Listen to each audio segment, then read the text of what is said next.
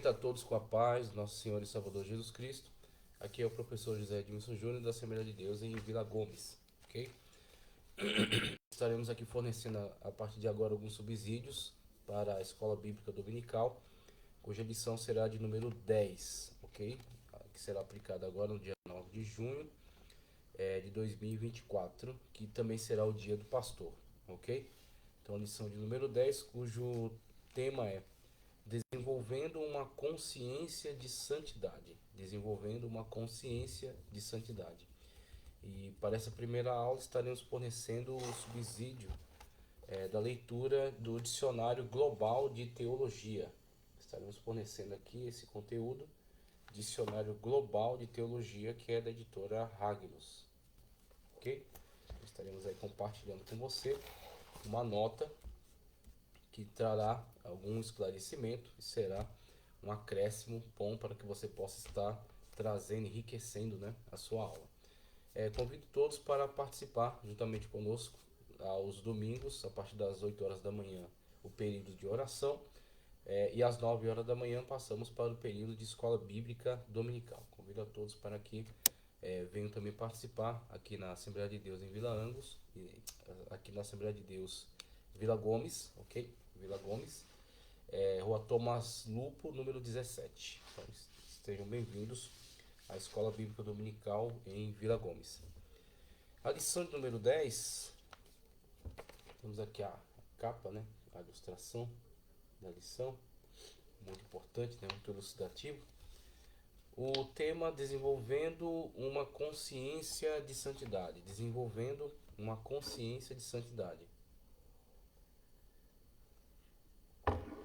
Já comunica uma ideia de cooperação, ok? Então, a santidade, ela tem como ponto de partida a graça divina, porque nós não estávamos sequer conscientes de nossos pecados, nós estávamos cegos, andando em direção à condenação, tá certo? Sem ter nem esta consciência para fazer essa autoanálise e entender a separação que havia entre nós e Deus. Apenas sentíamos um vazio, não sabíamos como preencher, buscávamos ocupar isso com diversos tipos de situações, ou substâncias, ou objetos, e assim a gente seguia a nossa vida, não entendendo o porquê desse vazio, essa busca, e caminhando, infelizmente, devido à perda da comunhão com Deus em função do pecado, caminhando para a condenação.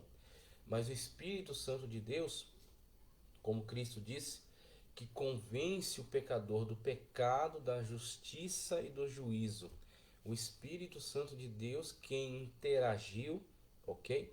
Mesmo antes de nossa salvação, quem interagiu intimamente conosco, falando ao nosso espírito e nos convencendo desses aspectos fundamentais, esses aspectos importantíssimos. Uma vez, a partir do trabalho do Santo Espírito, uma vez que nós não resistimos à sua voz, ao seu chamado, e abrimos o nosso coração, agora entra em ação a obra de Cristo Jesus, tá certo? Então a obra que Cristo realizou na cruz, os seus méritos são imputados a nós quando nós, abrindo o coração, recebemos a Jesus como Senhor e Salvador. É como alguém que está se afogando e alguém lhe joga uma boia salva-vidas. E ele se agarra àquela boia para ser puxado dali da água onde estaria se afogando. Assim também a salvação em Cristo para a nossa vida. Nós não tínhamos nenhuma condição de chegar à salvação, de sair daquela condição e nos auto-salvar. Não havia qualquer possibilidade disso. Primeiro houve a conscientização da necessidade de um Salvador, através do Espírito Santo de Deus. E logo em seguida, em que nós abrimos o coração para esse convencimento do Espírito Santo, o Salvador se apresenta, que é o Senhor e Salvador Jesus Cristo. E aí ele nos resgata daquela situação de condenação, tá certo? Ele imputa a nós as suas obras, o seu sangue derramado nos purifica de todo pecado. Devido ao sangue de Cristo nos purificar do pecado, nós somos justificados diante de Deus. Então, o processo de justificação é o processo de regeneração, no qual nós somos feitos nova criatura em Cristo Jesus. Agora temos uma vida espiritual, ressuscitamos da morte no pecado para uma vida em Cristo Jesus. Não vivo mais eu, mas Cristo vive em mim, como Paulo assim afirma, ok?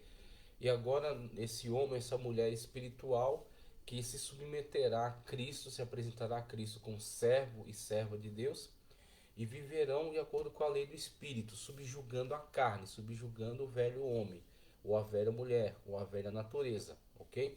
Então temos aí esse processo que é iniciado, tá certo?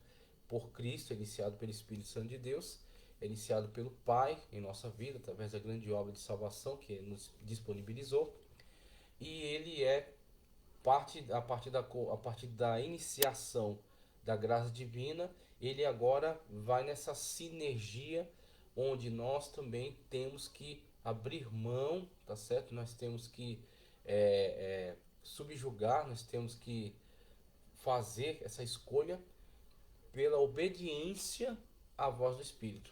Essa escolha pela obediência à direção do Espírito Santo de Deus para a nossa vida. A nos apresentar a Cristo como servos e servas. Como Paulo disse, tudo me é lícito, mas nem tudo me convém. Então Paulo ele promovia, né? Ele entendia que deveria sim se posicionar da forma correta para que o processo de santificação fosse eficaz, tá certo? Para que a santificação que vem de Deus sobre nós pudesse operar toda a sua obra e assim trazer transformação da nossa vida. Então, fazendo escolhas pela obediência a Deus e a sua palavra e rejeitar os impulsos da carne, ok? Então, temos aí todo o desenvolvimento de uma consciência de santidade. Essa consciência de santidade, ela parte, né, dessa premissa de que não é simplesmente atos externos, mas é uma consciência, uma conscientização, uma metanoia, é uma mudança de mente. Uma vez que a sua mente está mudada e você levou sua mente cativa a Cristo, ok? A partir daí vai desencadear em atitudes de santificação. Atitudes essas que são resultado de uma mente santificada, de uma mente que está cativa ao Espírito Santo de Deus e aos seus comandos. Andeis conforme a lei do Espírito e não cumprireis a vontade da carne, ok? Então é necessário desenvolver esta consciência. A consciência de santificação, ela entra em contraste com aquilo que tem sido apregoado hoje pelos movimentos de nova era, sobre uma espécie de uma consciência holística, onde você não luta contra o mal, mas você harmoniza tudo. Então você entende que o mal, ou pecado, ou vício, é uma das características constituintes do ser e você busca harmonizá-las, equilibrá-las para que o dano seja diminuído, tá certo? O dano seja controlado. O crente deve estar cônscio de que, a partir da luz da Sagrada Escritura, a sua cosmovisão está totalmente em antagonismo a isso, está totalmente contrária a isso.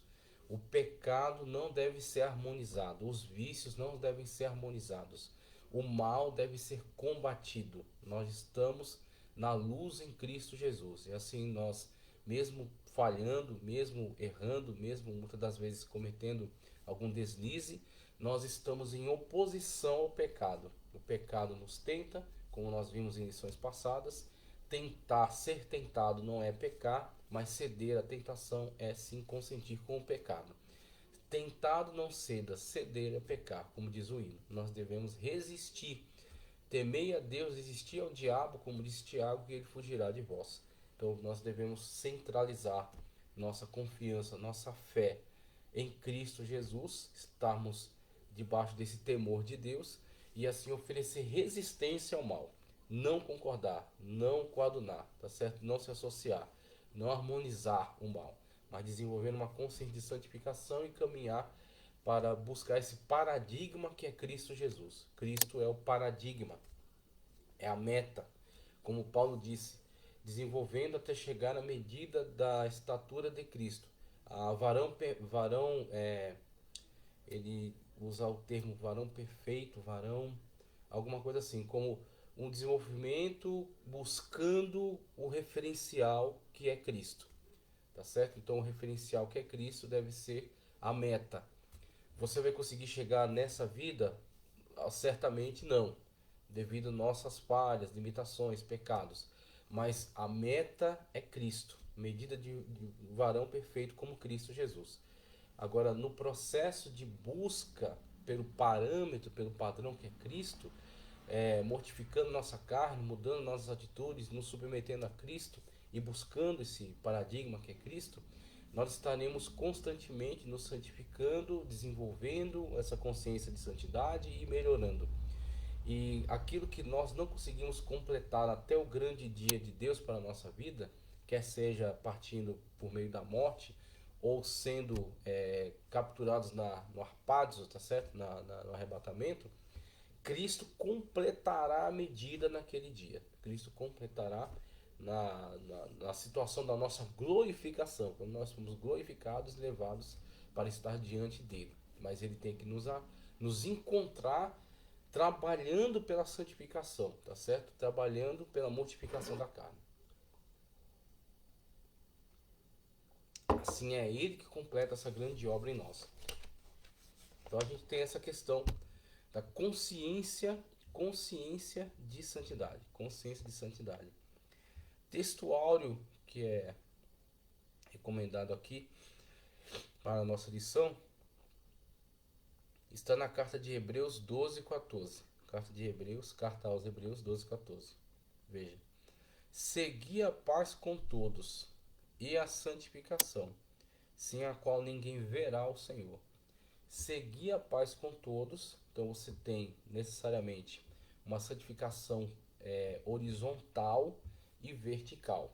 Uma santificação horizontal e vertical. Seguir a paz com todos. Então, a sua disposição é pela paz, e não pelo conflito, e não pela guerra. A paz não é coadunar com o erro. Seguir a paz com todos não é concordar com o pecado, tá certo? Não é passar um pano em erros. Você necessariamente, para alcançar a verdadeira paz em Cristo Jesus, precisa também estar trabalhando a partir da lógica de Cristo Jesus. Veja que Jesus Cristo, ele não coadunava com o erro para manter uma falsa paz com as pessoas, tá certo? Uma espécie de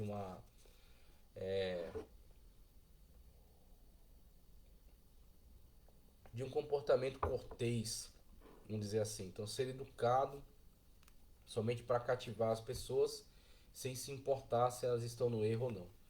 Então Jesus, ele era sempre muito verdadeiro e muito franco. Então a franqueza é uma das qualidades, uma das características importantes do Senhor Jesus Cristo. Dizer a verdade, certo? Seja para pessoas simples, seja para pessoas de altos cargos, tá certo? No âmbito religioso ou não. Diante de Pilatos ele disse a verdade. Diante de Nicodemos ele disse a verdade. Diante de Pedro ele disse a verdade, ok? Então Jesus, ele não passava um pano em erro somente para manter uma falsa paz. Ter paz não é concordar com o pecado, não é concordar com o erro, ok? Então seguir a paz com todos não é necessariamente você sair por aí dando risada para tudo e sendo amigo de todo mundo a qualquer custo. Você sim tem que ser verdadeiro, você tem que dizer a verdade em Cristo Jesus, principalmente para o bem das pessoas. Aquele que diz a verdade a partir da Sagrada Escritura, não o seu ponto de vista só sobre elas, porque as pessoas não têm que se guiar pelo que você acha da vida, e sim de acordo com a palavra de Deus, a verdade em Cristo, a verdade da Sagrada Escritura, que é verdade para mim e é verdade para você, que não pode ser relativizada. Eu posso dizer, eu gosto de camisa branca, você dizer, eu gosto de camisa preta. E não há problema nenhum nisso, é relativo. Eu gosto de branco, você gosta de preto. Isso aí é livre, tá certo? É opção. Tá? Essas opções não se impõem. Eu não digo para você tem que gostar de camisa branca porque esse é o certo. A partir de que isso é o certo? Isso é o seu gosto pessoal. Agora, se eu digo para você, Cristo é o caminho, a verdade e a vida, isso não é verdade só para mim, isso é verdade para mim, para você, para Beltrano, Ciclano, Fulano e para o resto do mundo. Cristo é o caminho, a verdade e a vida, tá certo? Ninguém vem ao Pai senão através de mim, como disse o Senhor Jesus Cristo. Isso é verdade para todos nós, não tem como relativizar. Então, dizer a verdade em Cristo não é dizer a minha opinião sobre as pessoas, mas dizer a verdade da Sagrada Escritura. E aí a verdade da Sagrada Escritura não pode ser negligenciada, não pode ser fraudada. Nós temos que seguir a paz com todos, sendo verdadeiros com todos, falando a verdade em Cristo Jesus. E aí Paulo, inclusive, entende que nem sempre será possível encontrar encontrar essa harmonia. Então, no que estiver ao seu alcance, seguir a paz com todos. Seguir a paz com todos é sempre buscar o bem, ser benigno, promover aquilo que seja um bem para as pessoas, que venha trazer um benefício espiritual, que venha conduzir a salvação, a presença de Deus, que venha melhorar a sua vida, tá certo? Então, nisso você segue a paz com todos, buscando o bem, tá certo? Promovendo essa essa edificação para as vidas e esse contato, essa aproximação, tá certo? Com Deus a quem você serve. Então, ser verdadeiro, seguir a paz, tá certo? E a santificação, sem a qual ninguém verá o Senhor. Então, é uma atitude, é uma consciência, e essa consciência adquirida, desenvolvida, ela gera uma atitude, essa atitude é de paz e de santificação, sendo exclusivo para Deus e rejeitando tudo aquilo que está contra, que atenta contra a vontade perfeita e soberana de Deus. Então, como eu já citei aqui, Paulo diz: tudo me é lícito, mas nem tudo me convém. Então, tudo estava à disposição dele, todas as opções, todas as escolhas estavam diante dele, mas nem tudo convinha àquele que está se santificando. Nem tudo convinha àquele que estabeleceu sobre si a exclusividade de Deus, porque isso é ser santo. Ser santo não é ser um cara excêntrico, esquisito, isolado, antissocial, que veste roupas estranhas. Ser santo é ser exclusivo. Eu sou exclusivo de Cristo Jesus. Eu sou exclusivo de Deus. Eu sou exclusivo do Espírito Santo de Deus. Eu não me misturo com qualquer situação, qualquer contexto. Eu não concordo com qualquer coisa. Eu não estou disponível para qualquer um.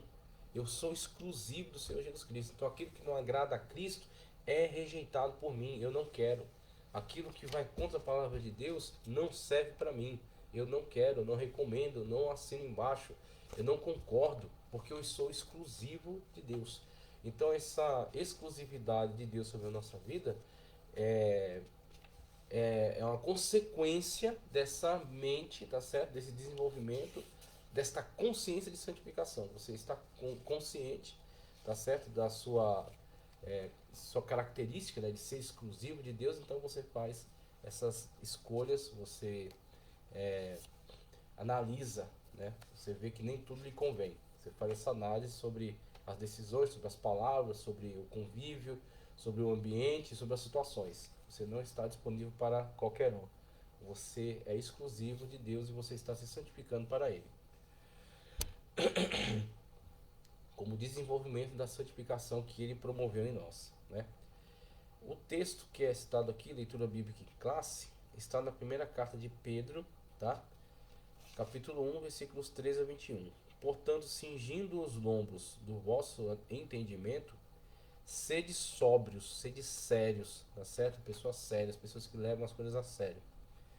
E esperar inteiramente na graça que se vos ofereceu na revelação de Jesus Cristo. Então, a revelação de Jesus Cristo é uma graça de Deus para nós, é um favor não merecido. Então, você precisa se ater a isso, né? Como filhos obedientes, não tomando a forma, tá?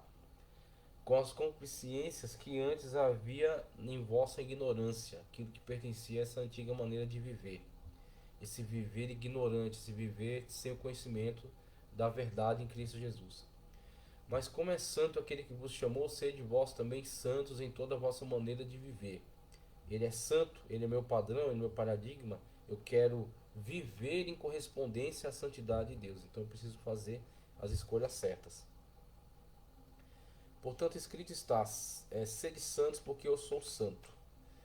E se invocais por Pai aquele que sem acepção de pessoas julga segundo a obra de cada um, andai em temor durante o tempo de vossa peregrinação. Então é passageiro o nosso tempo aqui, né? Andai em temor de Deus. Sabendo que não foi com coisas corruptíveis, com prata ou ouro, que fostes resgatados da vossa vã maneira de viver, que por tradição recebeste de vossos pais. Muito bem. Mas com o precioso sangue de Cristo, como de um cordeiro imaculado e incontaminado, o qual, na verdade, em outro tempo foi conhecido, ainda antes da fundação do mundo, muito bom, mas manifestado nesses últimos tempos por amor de vós. Então já estava, pela sua presciência, já havia se disposto a ser um veículo de salvação, né, antes da fundação do mundo. E agora é conhecido, já era sabido e agora é conhecido. Manifestado nesses últimos tempos por amor de vós. E por ele credes em Deus, que o ressuscitou dos mortos e lhe deu glória, para que a vossa fé e esperança estivessem, lhe deu glória, para que a vossa fé e esperança estivessem em Deus. Maravilha, estivessem em Deus. Então você tem os benefícios, né, do sacrifício que Cristo Jesus realizou em nosso favor, o nosso preço, que foi preço de sangue, e a consciência que devemos ter desse alto preço pago pelo Senhor, pela nossa salvação, e assim andar em santificação, tá certo? Observando o seu padrão e vivendo em conformidade a ele, como Pedro disse. Sabendo que o nosso tempo é breve aqui, somos peregrinos, e durante esse tempo de peregrinação devemos andar em temor. Então você tem toda uma situação na qual Deus é que desencadeia o processo e você dá continuidade, andando em temor e em santificação, sabendo que foi alto preço pago pela sua vida, para que você pudesse ser resgatado e estar em comunhão com Deus através de Cristo Jesus. Então é maravilhoso ter a consciência disso e desenvolver essa responsabilidade, tá certo? Diante da sua salvação. Zelar para que ninguém tome a sua coroa. Maravilhoso. Eu quero ler a introdução e já comunicar aqui o subsídio. A palavra consciência, na introdução, nos remete à ideia de percepção a respeito de algo que está em nossa volta. É o estado em que estamos despertos, acordados e lúcidos no tempo presente e por isso sabemos que existimos. Desse jeito, o crente em Jesus, que iniciou sua jornada de fé em Cristo, deve estar consciente a respeito de viver uma vida santa, sem a qual a Bíblia afirma: ninguém verá o Senhor. Hebreus 12:14. Nessa lição estudaremos a importância da santidade em nossa jornada para o céu. Não estávamos conscientes, fomos despertados para a consciência pelo Espírito Santo de Deus. Uma vez tendo sido despertados, precisamos valorizar essa nova vida que temos em Cristo Jesus, como Pedro acabou de afirmar na leitura que fizemos dentro da sua carta. Então essa consciência, o crente precisa ser conscientizado desse valor e da sua responsabilidade para que o crente zele pela sua salvação, ok? Temos aí então o subsídio que está no Dicionário Global de Teologia, o verbete é santificação, a página é 728. Vou fazer a leitura, tá certo? Para compartilhar com vocês. Justificação e santificação. A teologia medieval, enquanto estabelece distinção entre o perdão de pecados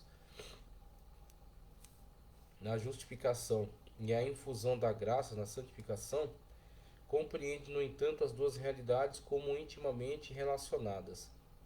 Essa relação foi resumida por Tomás de Aquino da seguinte maneira: a infusão da graça é a primeira exigência para a justificação.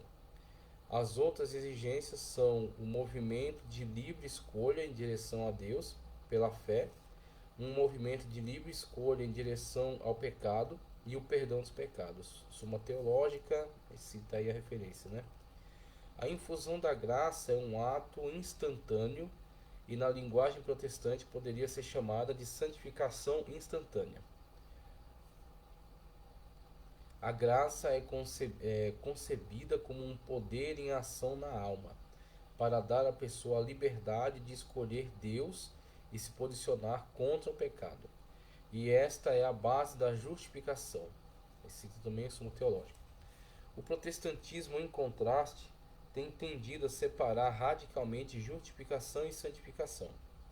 Isso se deve ao temor de que, se a justificação e a santificação fossem intimamente identificadas, levaria a uma doutrina da justificação pelas obras, como se a pessoa pudesse optar, mesmo estando numa vida de pecado, tivesse a liberdade de optar por uma santificação, começasse a realizar obras, tá certo, em prol dessa santificação, e essas obras redundassem em sua salvação. Isso seria a salvação pelas obras, ok? E isso, de acordo com a Sagrada Escritura, é impossível, isso não existe. As pessoas estão mortas nos seus pecados, tá certo? É a situação, né, de decadência do ser humano no pecado. Todos os pecados destituídos estão da glória de Deus. Então as pessoas não tomam consciência, tá certo, de seus pecados e não têm força para se livrar dos seus vícios e promover algum tipo de obra que os leve à santificação e à salvação. Tudo é uma obra realizada por Cristo Jesus por meio da sua graça. O convencimento do Espírito e a justificação operada por Cristo em nós. E aí, uma vez que esse processo é iniciado, é desenvolvido, cabe a nós cooperar com ele, apenas cooperar com ele depois que ele é iniciado. No protestantismo clássico, a justificação é um ato forense de Deus, de declarar o pecador como justo com base na justiça de Cristo, a parte de qualquer justiça do crente, ok? O crente é justificado pela fé somente. Ele crê. Uma vez que ele crê, Cristo disse, né? Aquele que crê será salvo, aquele que não crê já está condenado. Como resultado, tem sido criada uma tensão entre esses dois aspectos da Ordo Salutis, que se tornaram aparentes na história posterior do protestantismo. No luteranismo, isso levou ao conflito entre o escolasticismo luterano, que defendeu as fórmulas luteranas tradicionais sobre a justificação, e o pietismo, que dá ênfase maior à vida santificada. De igual modo, essa tensão surgiu na Inglaterra entre os antinomianos e os puritanos. Os antinomianos pretendiam preservar os ensinamentos dos reformadores do século XVI, especialmente o ensino de Calvino sobre a justificação, enquanto os puritanos buscavam uma religião mais experiencial, na qual, entre outras coisas, acreditava-se que a conversão era evidenciada por alguns sinais da graça.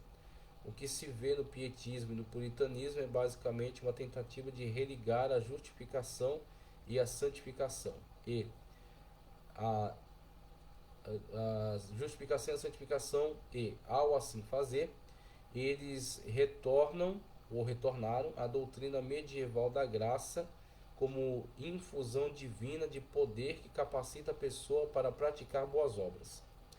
Enquanto o caráter forense da justificação ainda era afirmado, a doutrina da graça como um hábito infundido tornou-se mais proeminente na prática. A graça é entendida mais em termos substanciais que relacionais, Para os puritanos, a graça é também vista como operando de maneira mediada, levando ao desenvolvimento de uma piedade asceticamente orientada. Enquanto que para os antinomianos a graça atua imediatamente, ok? Como um testemunho direto do Espírito no coração, que produz a segurança da justificação. Esses últimos apelam à doutrina de Calvino do testemunho interno do Espírito Santo. Testemunho interno Espírito Santo. A ênfase de pietistas e puritanos encontra sua expressão mais completa no século seguinte, no ensino de John Wesley sobre a perfeição cristã, ou santificação inteira. A perfeição cristã é amar a Deus de todo o coração, amar a Deus de todo o coração, mente, alma e força. Isso implica que nenhum temperamento errado, nada contrário ao amor, permanece na alma, e que todos os pensamentos, palavras e ações são governados pelo puro amor. Wesley 42. A expressão-chave é governados por puro amor. A perfeição cristã não está livre de erros, que são condicionados pela história de vida e pela educação de cada um, mas de pecados entendidos como pensamentos, palavras e ações motivados por qualquer coisa menos que por amor. É essa distinção que, em parte, explica a abertura de Wesley para aprender até mesmo dos que tinham opiniões diferentes das dele, desde que essas diferenças pudessem ser resultantes ou resultado de erros. Ver o wesleyismo, teologia wesleyana. Você tem esse contraste, tá certo? E aí vai partir para o tópico 3 aqui, santificação e virtudes éticas. Mas somente até aqui. Esse contraste, tá certo, entre essas defesas teológicas, você tem aqui tanto a teologia luterana, tá certo, quanto a teologia calvinista, e os dois desenvolvimentos. Do luteranismo veio o pietismo, do calvinismo e alguns antinomianos aqui defendiam essa teologia muito mais voltada, né, para Calvino, e outros como os puritanos eram um desenvolvimento que havia a partir destes dentro do contexto da Inglaterra, né? Calvino é na Suíça, em Genebra, e na Inglaterra o calvinismo também exerce forte influência lá, e surgem os puritanos, que têm um parecer um tanto diferente em alguns aspectos, não tão diferente assim, mas alguns aspectos tão diferentes. E tanto pietistas quanto puritanos, eles têm mais envolvimento com essa questão mais sinergista, né, de uma cooperação para a santificação. Enquanto que tanto a teologia luterana quanto calvinista mais antigas, né, de origem da reforma, eles entendem mais essa justificação como um ato totalmente divino. As duas formas de entender precisam, na verdade, ser observadas com cuidado. Por quê? Porque as duas dizem verdades. Que a santificação é um ato divino, tá certo? A graça divina é um ato jurídico, vamos dizer assim, que onde o crente não participa. Isso é plenamente verdadeiro. Por quê? O crente não tem como se auto justificar ou santificar. É um ato jurídico no sentido em que Cristo nos justifica diante de Deus. Então todos estavam mortos em pecado, e Cristo, pelas suas obras, nos justifica diante de Deus. É um ato jurídico diante de Deus, que foi ofendido pelo pecado. Então Cristo apresenta lá seu sangue, suas obras, e nos santifica diante de Deus, ok? Só que aí entra também um aspecto muito verdadeiro da interpretação pietista e puritana, que fala da nossa cooperação com a santificação. E eu acredito que isso deve ser entendido dentro dessa consciência de santificação, que aquele que iniciou o processo de santificação foi Cristo. Era impossível iniciarmos esse processo. Foi Cristo. Foi o Espírito Santo de Deus que nos trouxe a consciência de pecado e nos possibilitou a santificação. E Ele, estando presente em nós, agora conta conosco, que nós nos submetamos à sua orientação e que nós façamos opções direcionadas pela sua orientação, para que possamos preservar e prosseguir nesse processo de santificação. Então, eu acredito que não precisamos ser excludentes em relação a esses pareceres, mas precisamos observar cada ponto de ênfase que cada um está destacando. É um ato jurídico, sim, porque você não tinha que se santificar diante de Deus. Foi Cristo que te santificou. Só que uma vez santificado por Cristo, precisamos desenvolver uma consciência de santificação. E estamos cooperando com a obra de Cristo para mantermos-nos dentro, tá certo, dessa comunhão, ok? Então temos aí esse primeiro subsídio, e ao longo da semana vamos fornecendo outros para enriquecer a sua aula. Que Deus continue te abençoando poderosamente em Cristo Jesus. Aqui é o professor José Edmilson Júnior, da Assembleia de Deus em Vila Gomes.